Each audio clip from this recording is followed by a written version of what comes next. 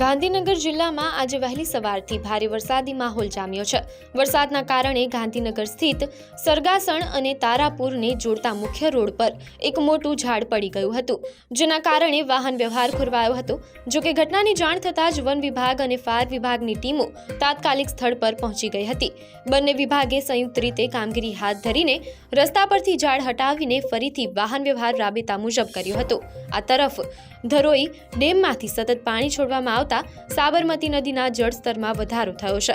સંત સરોવર પાસે સાબરમતીની સપાટી 53 મીટરે પહોંચી ગઈ છે। ઉપરવાસમાંથી 1,21,660 ક્યુસેક પાણીની આવક થતાં સંત સરોવરના તમામ દરવાજા ખોલીને 92,700 ક્યુસેક પાણી નદીમાં છોડવામાં આવ્યું છે।